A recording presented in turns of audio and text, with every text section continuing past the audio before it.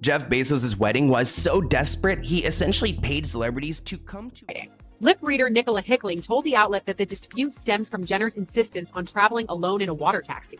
Gamble. They're taking over parts of an already oversaturated tourist town. The No Space for Bezos campaign objects. Jeff Bezos dropped $50 million on a wedding and still couldn't stop Kris Jenner from turning it into a billionaire matchmaking mixer. Because nothing says sacred union like Kris dragging her uninvited daughters halfway across the world just to flirt with Tom Brady. And while Kylie was busy trying to outshine the bride in a white dress, Venice locals were literally protesting outside, telling Bezos to take his Amazon Prime wedding elsewhere. Oh, and just when you think it couldn't get messier, Diddy's trial took a wild turn after the judge suspected someone paid off a juror. Yeah, that happened. Meanwhile, Orlando Bloom's dodging Katy Perry, Nick Cannon can't remember all his kids' names, and Chris Brown thought choking a fan in a meet and greet photo was a cute look. This might be the most cursed week in celebrity history. Let's get into it. You'd think when you have $250 billion you could afford taste. But no, Jeff Bezos and Lauren Sánchez threw a $50 million wedding in Venice that somehow felt like a mix between a yacht ad, a bad influencer event, and a casting call for Kris Jenner's next billionaire son-in-law. Let's be clear, this wasn't a celebration of love, it was a PR stunt with a guest list. Bezos might have been trying to give Lauren her Marilyn moment, but it ended up looking more like a Real Housewives reunion at sea. And guess who crashed the party? Kris Jenner. Not only did she allegedly beg Lauren to invite Kylie, Kendall, and Khloe, who weren't even on the guest list, but insiders say she did it because she wanted her girls to meet some billionaires. Like, forget wedding etiquette, forget boundaries. Kris saw this as a networking event, a billionaire buffet, and it's been rumored that she even had her eye on Tom Brady and Orlando Bloom as potential matches because nothing says Mum of the Year like trying to hook up your daughters at someone else's wedding. And of course, Kylie shows up in an off-white dress, because if the bride's going to have tacky taste, why not one-up her? But that wasn't even the biggest scandal of the wedding. While Jeff and Lauren were busy playing royal dress-up, the entire city of Venice was not amused. In fact, they protested in the streets. Locals held signs, blocked streets, and launched a full-on No Space for Bezos campaign, basically telling him, you can buy a yacht, but you can't buy our damn city. And honestly, they have a point. Venice is already drowning in tourists, and now here comes Bezos, literally renting out the city like it's a movie set, importing celebrities, paparazzi, and probably enough hairspray to damage the ozone layer. People weren't just annoyed, they were angry. Not just because of the wedding, but because Bezos is, well, Bezos. You know, the guy who dodges taxes, exploits workers, and somehow thought floating foam machines on a mega yacht wouldn't upset people dealing with a literal war outside their borders. The vibe? Venice didn't roll out the red carpet, they rolled out the red card. Billionaires may think they're untouchable, but this wedding proved that even the richest man alive can get publicly dragged on his honeymoon. And yet somehow, the Kardashians still managed to steal the spotlight. If Jeff and Lauren thought they were the main characters at this wedding, Kris Jenner had other plans. According to insiders, Kris didn't just show up. She maneuvered her way into the guest list, and not just for herself. She allegedly asked Lauren, during the bachelorette trip, mind you, if her daughters Kylie, Kendall, and Khloe could be added to the already bloated wedding. That's like showing up to a dinner party and asking if you can bring 3 extra people, who all plan on flirting with the host. But it wasn't about family bonding, it was about opportunity, because Kris wasn't thinking celebration, she was thinking strategy.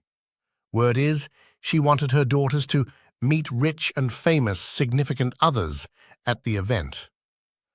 Let's call it what it is, a billionaire safari. One source even said Tom Brady and Orlando Bloom were on Kris's radar for her girls. Orlando, who had just split with Katy Perry. And Tom? Well, rumor has it Sydney Sweeney got to him first, so the Kardashian train was too late. It's giving desperation. It's giving matchmaking agency. And it's definitely giving that old rumor a second wind. That Kris Jenner isn't just a mum, she's a manager in every possible sense. But while the momager worked the room, Kylie may have had her own plan, one that didn't involve Timothée Chalamet at all. Now here's where things get juicy. Kylie Jenner was supposed to be locked in with Timothée Chalamet, right? But insiders claim that Kris Jenner gave Kylie a little pep talk before the Bezos wedding. And not the romantic kind. Allegedly, Kris told Kylie to temporarily forget about her actor boyfriend and keep her eyes open, because according to Kris, Timmy's cute, but he's not a billionaire. Let that sink in. And sure enough, Kylie showed up to wedding events in off-white dresses, which, by the way, is a massive no-no unless you're the bride. But this wasn't about respect. This was about competition. There are rumors that Kylie wasn't just there to sip champagne and post selfies. She was actively trying to catch the attention of high-value men. As one commenter put it, the Kardashians never show up to play, they show up to secure. Meanwhile, fans online were side-eyeing the whole thing. I thought Kylie was with Timothée, one asked. Another clapped back. The lie detector determined that was a lie. It's now unclear whether Kylie and Timothée are still together, or if this whole relationship was just another PR contract on its last legs. But either way, it looks like the Kardashian sisters came to Venice with a mission. And Timmy might have been left back in Hollywood with his Netflix password and broken heart. But at least one Kardashian made the smartest move of all, skipping the whole circus entirely. You'd think renting a whole city for your wedding would come with applause, right? Wrong. Venice locals weren't having it. Instead of rolling out the red carpet, they rolled out a red card for Jeff Bezos and Lauren Sánchez. Residents flooded social media with anger, calling the billionaire's wedding an invasion, and accusing him of treating their historic city like a private playground. The message was clear. One big billionaire can't rent an entire city for his own pleasure. But the backlash wasn't just about the spectacle or overcrowding. Locals accused Bezos of dodging taxes, with protests branding him as someone who doesn't pay his fair share while flaunting his wealth. The No Space for Bezos campaign gained momentum, with Venetians demanding he take his billions elsewhere. Even strangers chimed in online with fierce comments like, "May billionaires never feel safe or at peace." The irony? With all that money, Bezos and Lauren are probably locked away in a bubble, untouched by the public fury. Still, this massive backlash showed one thing loud and clear. Money might buy a lot, but it can't buy respect. And as Venice protested, the world watched a billionaire's dream wedding crumble under the weight of public disdain. But the drama didn't stop there, because while Bezos was facing protests, someone else was facing a very different kind of courtroom drama. From a wedding that felt more like a billionaire's desperate publicity stunt to a courtroom battle filled with jury drama and scandal, this week has reminded us how tangled fame, fortune, and controversy really are.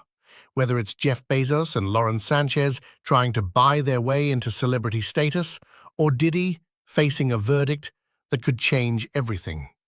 One thing's clear, money can't always shield you from the messiness of life, and behind the glitz and glamour, real people are dealing with very real struggles, from toxic relationships to battles with anxiety and public scrutiny. So, what does this all say about the world we live in? That even the richest and most powerful aren't immune to chaos, and sometimes their fights play out in ways that shock us all. If there's one thing to take away, it's this.